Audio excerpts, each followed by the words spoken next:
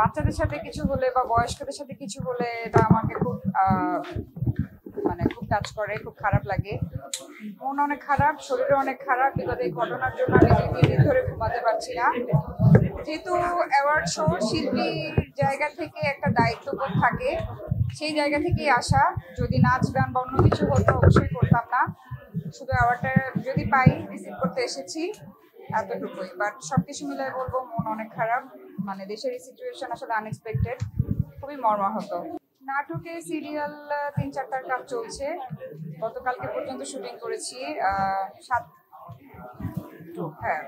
7 kilo 1 গ্রাম নতুন একটা নাটক শুরু করেছি আমি আর মোশাররফ করিম, শামস করিমের ডিরেকশনে। এটা এনটিভিতে সামনের মাস থেকে অন ইয়ার। আমরা রিসেন্টলি ফাউল জামাইটা শেষ হলো, আর এটা শুরু হবে। আর বোকা পরিবার করছে আরটিভির, আর সিঙ্গেলগুলো নিয়ে ব্যস্ত। এই তো, আর 1 মাস তো ছিলামই না, ইউরোপে 5টা শো করে আসলাম, আপনারা সবাই জানেন। তো এই তো আপাতত ব্যস্ততা। বিদেশে অনেক প্রোগ্রাম হচ্ছে, মালয়েশিয়াতে, সিঙ্গাপুরে, দুবাই হচ্ছে না বোধহয়, বাট ইউরোপে, ইউএসএ তে আপনারা সবাই জানেন আনন্দ মেলা হচ্ছে। ইউরোপে বৈশাখী মেলা হলো। সামারে অনেক প্রোগ্রাম থাকে, তো সিঙ্গাররা, আর্টিস্টরা সবাই যায় এক একজন এক এক প্রোগ্রামে। আমি তো কাতার মোটামুটি অনেকগুলো দেশে শো করেছি। এবার ইউরোপে 5টা দেশে, প্রথমে প্যারিসে, তারপর বেলজিয়াম, ইটালি, সুইজারল্যান্ড এবং সর্বশেষ বার্সেলোনাতে শো করে দেশে ফিরেছি। না, জার্নি করে না, আমাদের 25 দিনের একটা ট্যুর ছিল, অলমোস্ট 1 মাস।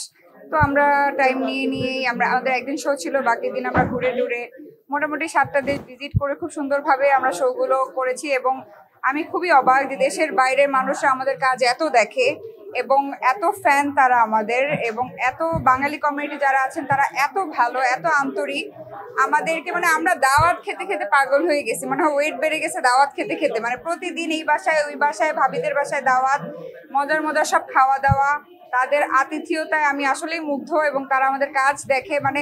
সুইজারল্যান্ডে যখন গেলাম, একটা ভাইয়া, সে 3-4 ঘন্টা ড্রাইভ করে এসে বলতেছে যে আজকে তোমার ফাউল জামাই নাটকটা শেষ পর্ব দেখে আসলাম।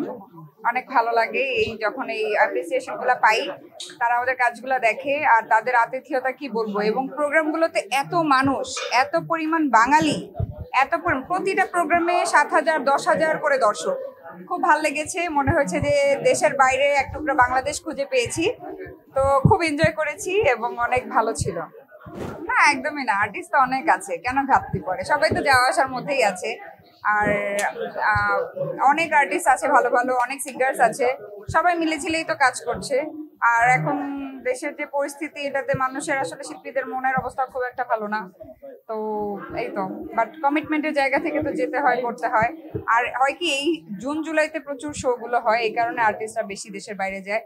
যেমন আমার হচ্ছে 13 তারিখে কানাডাতেও শো, 13 তারিখে আমার স্পেনেও শো। তো আমি স্পেনে থাকার কারণে কানাডা শোটা আমার মিস হয়ে গেছে।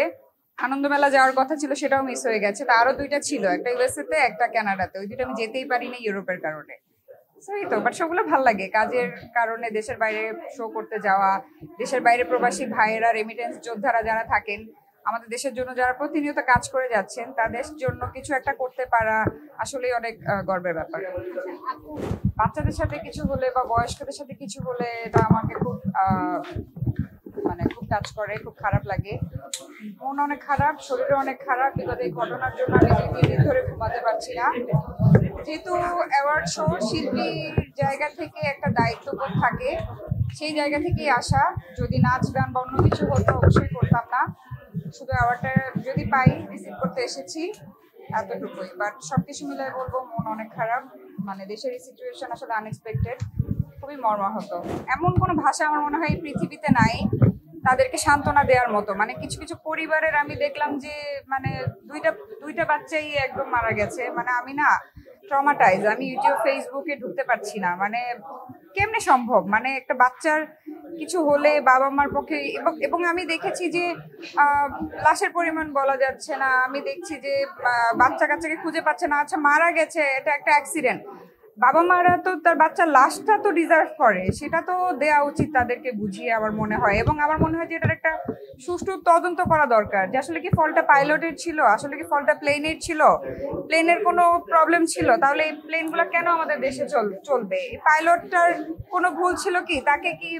সে কি প্রিপেয়ার্ড হওয়ার আগেই তাকে কি একটা প্লেন দিয়ে ছেড়ে দেওয়া হয়েছে? দিয়াবাড়িতে তো অনেক খালি জায়গা ছিল, তাকে কেন কমান্ড করা হয়নি যে যদি ইনকেস এরকম কিছু হোক, আল্লাহ না করুক, খালি একটা জায়গা, ফাঁকা একটা জায়গায় জিনিসটা করানো। আমি এটা সুষ্ঠু তদন্ত চাই, এবং এই শোকের কোনো শেষ নাই।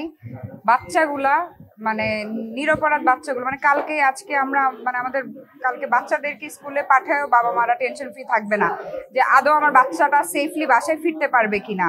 এটা আনএক্সপেক্টেড। আর আমি মনে করি যে লোকালয়ের উপর দিয়ে এসব ট্রেনিং প্রশিক্ষণ এটা একদমই করা উচিত না।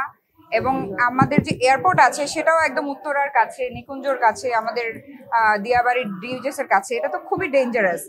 আমি মনে করি একজন শিল্পী হিসেবে, এই দেশের বাসিন্দা হিসেবে এয়ারপোর্টকে মিনিমাম অনেক দূরে নিয়ে যাওয়া উচিত, যেখানে আশেপাশে কোনো লোকালয় নেই। আমি এটা দাবি করব আমার জায়গা থেকে।